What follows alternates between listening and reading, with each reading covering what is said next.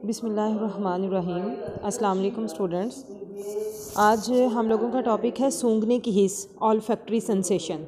हम चूँकि सेंसेशन पर पढ़ रहे हैं तो सबसे पहले हमने बसारत की हिस्स, फिर सुनने की हिस्स, जो सुनने का ऑडिटरी सेंसेशन हम लोगों ने पढ़ा, तो आज है सूंघने की हिस्स।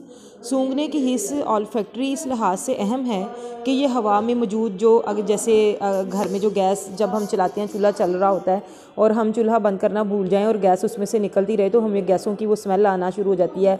सरांड अगर कोई चीज़ जल रही हो और चूल्हे पे, तो उसकी स्मेल भी, जैसे कोई सालन रखा है वो जल गया या दूध जल रहा हो बॉयल हो के, तो ये चीज़ें हमें उसकी स्मेल जो है सड़ांड महसूस हो जाती है। घुटन, जैसे घुटन का एहसास होना कि यहाँ पे ऑक्सीजन कम है, अजीब सा दम घुट रहा है, इस तरह की फीलिंग्स आना, खुशबू का एहसास होना, हब्स का एहसास होना, ये सारी चीज़ें हमें नाक से जो है वो महसूस होती हैं। इसका हिस्सी उज़्व जो है वो नाक है और महक इसका मुहीज है, यानी जो स्टिमुलस है वो महक है कि किसी चीज़ की खुशबू आए, चाहे वो उसकी सड़ांड हो, चाहे वो हब्स हो, कोई भी स्मेल का महसूस होना वो, और उसके साथ जो है इसका नाक, इसको हिस्से शामा भी कहते हैं, यानी सूंघने के हिस्से। इंसानी चेहरे पर दो पतली सी हड्डियां हैं जिनको नेज़ल बोन्स कहते हैं।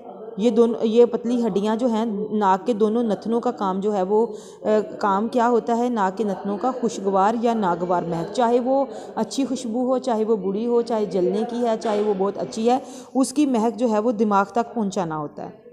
ये काम पहली जो स्पाइनल नर्व सर अंजाम देती है, फिर इन नखाई असब को असब शामा भी कहते हैं, यानी जो काम ये दिमाग तक जो महक का काम लेके जाना, इसको हम ऑल्फैक्टरी नर्व भी कहते हैं।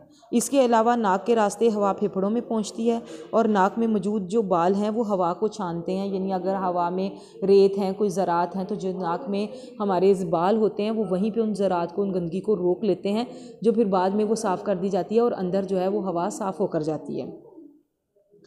नाक के अंदर एक झिल्ली यानी म्यूकस मेम्ब्रेन पाई जाती है, जिसके बारीक बाल जैसे जो असाब हैं, सीलिया, वो नाक से गंदी रतूबत को लगातार जो है वो बाहर निकालते रहते हैं।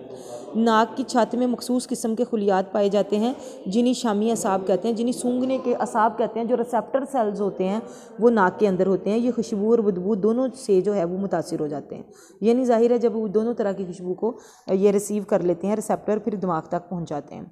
बाज़ लोगों की सूंघने की हिस्स दूसरों से ज़्यादा तेज़ होती है, इसी तरह से जानवरों की ये ज़्यादा तेज़ होती है, जैसे डॉग्स की ये बड़ी तेज़ होती है।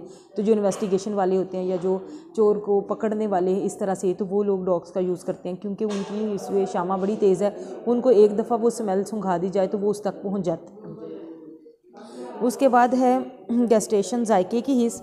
सूंघने की हिस्स की तरह जायके की हिस्स भी रोज़मर्रा ज़िंदगी के मामूलात में बड़ी ज़रूरी है। ये हमें बताती है कि मीठी है कोई चीज़, तुर्श है, कड़वी है या जहरीली अशिया के बारे में मालूमात फ़राहम करती है। जायके की हिस्स का जो उज़्व है ये ज़ुबान है। इसकी शक्ल जो है वो लंबूतरी और बैज़वी होती है। आप अपनी ज़ुबान को निकाल के देखें तो ये लंबी और बैज़वी यानी ओवल शेप में होती है। इसके अंदर इरादी उज़लात होते हैं, यानी हम ज़ुबान को अपनी मर्ज़ी से हरकत जो है वो दे रहे होते हैं।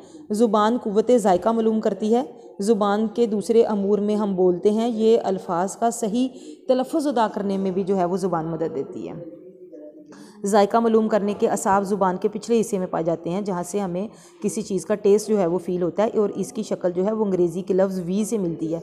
जहाँ पे आप देखें कि जब हम अपना पूरा मुंह ओपन करते हैं तो गले में वो जो एक, जिसको हम कहते हैं कि गले का कव्वा होता है, वो टॉन्सल्स जो गले के होते हैं, उसमें आप ज़ुबान की शेप देखें तो ये वी शेप में होती है, और इसके ऊपर पेपली के असाब भी जो हैं वो मौजूद होते हैं और इनके अंदर जायके के असाब पाए जाते हैं। ज़ुबान के अगले हिस्से पर इस किस्म के जो जैली असाब पाए जाते हैं, इसमें जायके के उभार होते हैं, यानी ज़ुबान के को अगर आप निकाल के देखें मिरर में तो जायके के ज़ुबान के ऊपर छोटे छोटे उभरे उभरे से असाब भी मौजूद होते हैं, ये जायके के असाब होते हैं और जायके को महसूस करने वाले होते हैं। इनके सिरों पर खुलियात के ग्रोह होते हैं, यानी इनके ऊपर रिसेप्टर सेल्स होते हैं जो जायके को महसूस कर सकते हैं और हमें बताते हैं कि कोई चीज़ जो है वो मीठी है, नमकीन है या किस तरह से है।